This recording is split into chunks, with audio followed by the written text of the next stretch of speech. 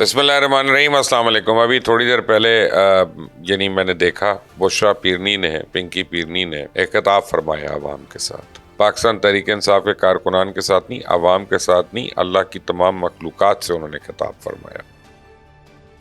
اور میں تو اتفاق سے آج ایک کھانے پہ گیا ہوتا تو میں تو اس شرف سے محروم رہا کہ میں لائیو دیکھ لیتا۔ تو جب میں واپس آ رہا تھا گاڑی میں تو مجھے دیکھا میں نے کہ ویڈیوز پہ ویڈیوز آ رہی ہیں اور لوگ مجھ سے شیئر کر رہے ہیں اور لوگ باتیں شیئر کر رہے ہیں، لوگوں نے دانتوں میں انگلیاں دبائی ہوئی ہیں۔ تو میں نے کال کرنا شروع کیا لوگوں کو، میں نے کہا کیا مسئلہ ہے بھائی؟ تو کہتے ہیں جی ہمیں تو پتہ ہی نہیں تھا کہ پہلے امریکہ نے حکومت گرائی تھی عمران خان کی، اس کے بعد پھر جنرل باجوہ نے گرائی تھی، پھر لنڈن پرین نے حکومت گرائی تھی، پھر محسن نقوی نے حکومت گرائی تھی، لیکن اصل میں تو یہ سارے بے قصور ہیں، ان میں سے کسی نے گرائی تھی، یہ تو محمد بن سلمان نے یہ حکومت گرائی تھی، سعودی عربیہ کے جو کراؤن پرنس ہیں۔ تو میں نے کہا اچھا یہ انہوں نے کہہ دیا؟ کہتے ہیں ہاں یہ کہہ دیا۔ تو پہلے میرا خیال ہوا کہ یہ کہیں پلانٹڈ سپیچ تو نہیں۔ میں نے کہا بھی کسی نے پتا کیا کہ واقعی وہ پنکی تھی کہ کوئی اور تھی، کیونکہ برقع پہن کے نقاب پہن کے، اب کیا پتا کون ہے سامنے۔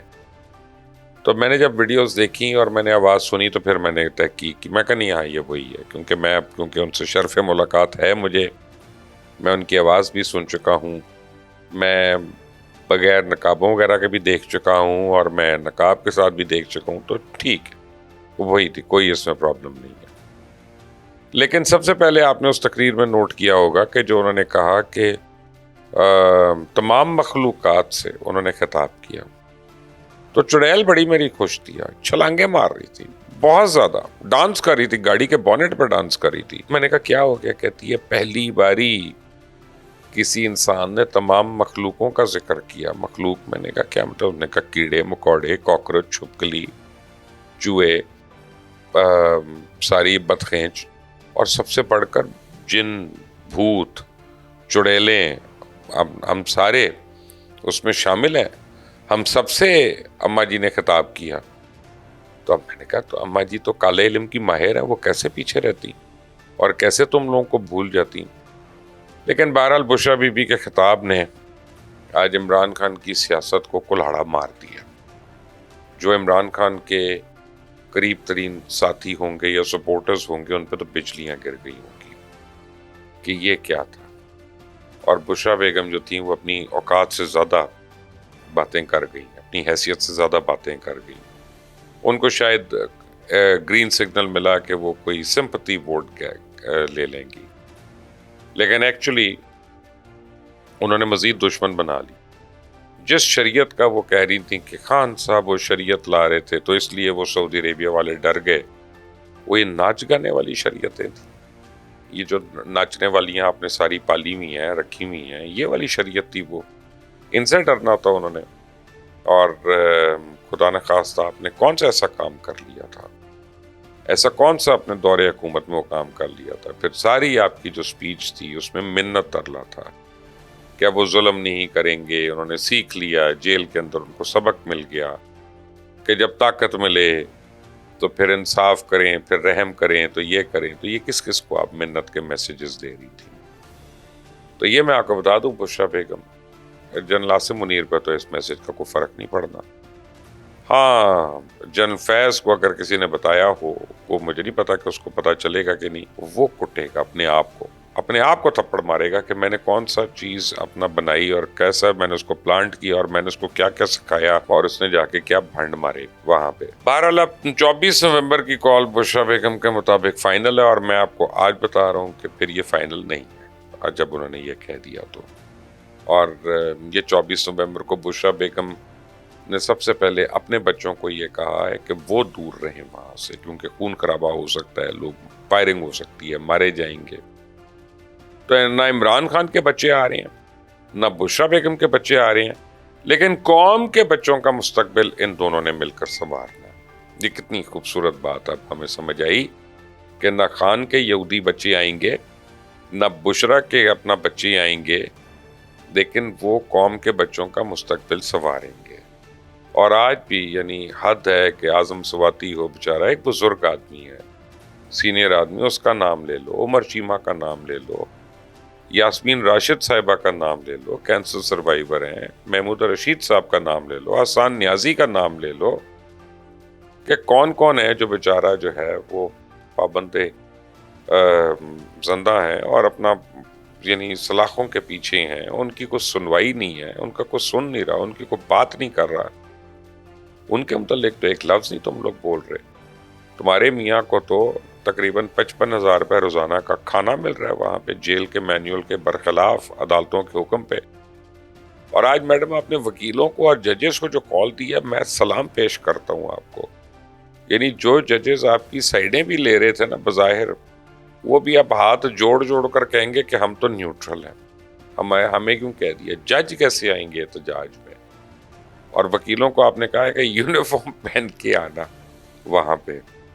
تو یعنی اس کا مطلب ہے کہ آپ نے ججز کو بھی کہہ دیا، آپ نے ساروں کو کہہ دیا، آپ نے کاشتکاروں کو بھی کہہ دیا، رکشے والوں کو بھی کہہ دیا. ابھی تک آپ کو یہ میں بتا دوں کہ بشرا بیگم کی جو انہوں نے اپیل کی تھی تمام ایم پی اے سے اور ایم این اے سے اور پارلیمنٹیرین سے، ان کو ابھی تک 5,000 روپیہ بھی کسی نے ڈونیشن نہیں دیا. کوئی اس کے اوپر اعتبار نہیں کر رہا اس عورت کے اوپر، کوئی اس کے کہنے پہ بندے نہیں بھیجے گا، کوئی اس کے کہنے پہ پیسے نہیں دے گا. وہ جو علیمہ مانگ رہی ہے الگ سے، علیمہ کو بھی پیسے نہیں مل رہے، اور نہ علیمہ کے اوپر لوگ اعتبار کر رہی ہیں. اور اب کل سے آپ دیکھیں گے کہ یہ نند بھاوچ کی لڑائی جو ہے یہ ایک عروج کو پہنچے گی، اور اس کا سب سے بڑا نقصان ہوگا اس راک سٹار کو جو جیل کے اندر بیٹھا ہوا ہے اور جو لوگوں کے بچوں کے سر پھڑوا رہا ہے، جو مختلف نوعیت کی کالیں دی جا رہا ہے، اور اس کو احساس نہیں ہے کہ دنیا کہاں سے کہاں پہنچ گئی ہے، اور وہ ابھی تک جھوٹ بول رہا ہے. یہ آپ دیکھیں، یعنی مزے کی بات ہے کہ جن لوگوں کا نماز سے، روزے سے، ان چیزوں سے تعلق نہیں ہے، وہ ہم کو بتائیں گے شریعت کیا ہوتی ہے، وہ ہم کو بتائیں گے کہ جھوٹ کیا ہے، سچ کیا. جو اس نے جنرل باجوہ کے متعلق بات کی، یہ سراسر جھوٹ ہے. میں نے خود ان کی فیملی سے بات کی، جنرل باجوہ کی، مجھے پتہ ہے. اور جہاں تک میں آپ کو آج ایک بڑی بریکنگ نیوز دینے والا ہوں، کیونکہ جنرل باجوہ سے میری آخری 2 مہینے کے اندر ان کے جانے کے کم از کم 4 سے 5 ملاقاتیں ہوئی ہیں، کم از کم. میں نے کبھی ان کا ذکر نہیں کیا، کیونکہ میں اگر کوئی مجھے ملتا ہے یا مجھے کوئی موقع دیتا ہے کہ میں ملاقات کروں، تو میں اس کو اپنی ذاتی وی لاگز کے لیے یا رپورٹ کے لیے، خبروں کے لیے میں استعمال نہیں کرتا. لیکن جنرل باجوہ نے خود مجھے اس وقت بتایا کہ عمران خان تم منت کر رہا ہے کہ تم بن جاؤ آرمی چیف، فار لائف بن جاؤ، 3 سال کی کیا بات ہے، بس مجھے ایک دفعہ لے آؤ واپس. اور جب یہ ووٹ آف نو کانفیڈنس ہو رہا تھا تو اس سے پہلے بھی عمران خان نے جنرل باجوہ کو اسی طرح کی آفر کی تھی، اور اس وقت کا بھی میں وٹنس ہوں. مجھے پتا ہے اس وقت کیا بات ہوئی. اس نے کہا کہ یہ تو ایشو ہی نہیں ہے. پہلے اس نے دھمکی دی کہ میں ہٹا سکتا ہوں، انہوں نے کہا ہٹا دو. پھر اس نے کہا کہ میں بنا دیتا ہوں، جب تک تم کہتے ہو میں ایکسٹینشن ابھی دے دیتا ہوں، اس کو لیگلائز کراتا ہوں، لیجٹمائز کرا دیتا ہوں، یہ ووٹ آف نو کانفیڈنس کو ہٹوا دو میرے سر سے. تو اب یہ کس منہ سے یہ باتیں کر رہا ہے؟ یہ آدمی صرف جھوٹ بول سکتا ہے. اور یہ عورت، اس عورت نے آج جس طرح بول کر لوگوں کو بتا دیا کہ عمران خان واقعی ایک بیمار آدمی ہے، جو اس کو صوفی سمجھتا ہے، جو اس کو روحانی تعلق سمجھتا ہے، جو فیض حمید پلانٹڈ ہے اس کو وہ روحانی تعلق سمجھتا ہے. اور اس عورت سے وہ ایکسپیکٹ کرتا ہے کہ یہ اس کی رہنمائی فرمائے گی. اگر یہ عمران خان کی رہنمائی فرمائے گی، اور پھر جو عمران خان قوم کی رہنمائی فرمائے گا، تو پھر اللہ ہی حافظ ہے نا. بہرحال بشرا بی بی نے جو خطاب کیا، اس کے متعلق ایک بات تو کہی جا سکتی ہے کہ پی ٹی آئی کے اندر موروثیت شروع ہو گئی. پہلے بھی اس کی بیوی کرتی تھی خطاب، ریحام خان، وہ بھی جا کے اپنے مانسیرا وغیرہ میں اور وہاں پہ پبلک ریلیز کو خطاب کری تھی. دوسری بیوی اور ایک بہن جو ہیں وہ تو برملا، اب انہوں نے اسٹیج سجا لیا ہے. علیمہ کو پتا چل گیا اس نے کس ٹائم پہ کس دن پریس کانفرنس کرنی ہے، دوسری بہنیں ساتھ کھڑی ہو جاتی ہیں جا کے. بشرا بیگم نے کہا علیمہ کیوں اکیلی بن جائے، پارٹی کی لیڈرشپ لے لے، تو اس نے آج اپنے آپ کو خود لانچ کر دیا. دکھ کی بات یہ ہے کہ جو مجھے میرے ٹیم والوں نے بتایا کہ اس وقت جب یہ کاری تھی یوٹیوب پہ تو ٹوٹل 5,000 لوگ جو ہیں اس وقت اس کو دیکھ رہے تھے. پتہ نہیں بعد میں شاید زیادہ نے دیکھ لی out of interest, out of curiosity, لیکن وہ شاید مخلوقات زیادہ دیکھ رہی ہوں, وہ جن, بھوت, چڑیل, حشرات الارض, کیڑے مکوڑے, کاکروچز, چھپکلیاں, یہ لوگ شاید زیادہ تعداد میں دیکھ رہے ہوں کہیں نہ کہیں. اور بشرا بیگم کی یہ جو گولڈن الفاظ وہ اٹر کر رہی تھیں. لیکن آج بیسیکلی بشرا بیگم نے ایک بڑا کام کیا جو اسٹیبلشمنٹ 3 سال میں نہیں کر سکی, جو کہ پوری کی پوری کوئی ایجنسی نہیں کر سکی. انہوں نے پی ٹی آئی کو دفن کرنے کا کام شروع کر دیا. اور یہ میں آپ کو بتاؤں کہ اس کی ایک نیکسٹ سٹیپ آپ کو بتاتا ہوں. اب میں آپ کو ایک بریکنگ نیوز دے رہا ہوں یہاں پہ. بشرا بیگم نے مولانا فضل الرحمان کو 3 میسیجز بھیجے. جی, بشرا بیگم چاہیں تو ڈینائی کر دیں, ذرا قرآن کی قسم کھائیں اور ڈینائی کر دیں.